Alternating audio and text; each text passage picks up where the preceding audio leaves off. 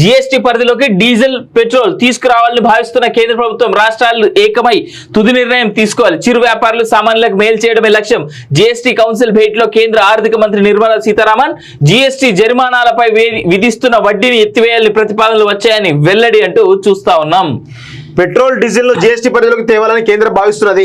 ఈ విషయంలో రాష్ట్రాలే ఏకమై తుది నిర్ణయం తీసుకోవాలి అని ఆర్థిక మంత్రి నిర్మలా సీతారామన్ అన్నారు. శనివారం సాయంత్రం ఢిల్లీలో నిర్వహించిన 53వ జీఎస్టీ కౌన్సిల్ భేటీ అనంతరం మీడియాకు వివరాలు వెల్లడించారు. ఆగస్టులో మరోసారి భేటీ ఉంటుందని చెప్పుకొచ్చారు. కీలక నిర్ణయాలు: రైల్వే ప్లాట్ఫామ్ టికెట్లు, ప్రయాణికులు బస చేసే గదులు, విశ్రాంతి గదులు, లగేజీ సేవలు, బ్యాటరీ ద్వారా నడిచే కార్ల సేవలపై జీఎస్టీ మినహాయింపు, అన్ని రకాల సోలార్ కుక్కర్లపై 12% జీఎస్టీ విధింపు, స్టీలు, ఇనుము, అల్యూమినియంతో తయారు చేసే పాల క్యాన్లపై 12% జీఎస్టీ, స్ప్రింక్లర్లు, అన్ని కార్టన్ బాక్సులపై జీఎస్టీ 12% తగ్గింపు, నెలకు 20,000 లోపు అద్దె చెల్లించే విద్యార్థులకు జీఎస్టీ నుంచి మినహాయింపు ఇవ్వాలని పాలక మండలి సిఫారసు. సో జీఎస్టీ పరిధిలోకి చాలా రకాల నిర్ణయాలు తీసుకొని తెలుస్తోంది. ముఖ్యంగా డీజిల్ పెట్రోల్ అనేది ఎప్పటి నుంచో చర్చ జరుగుతూ ఉంది.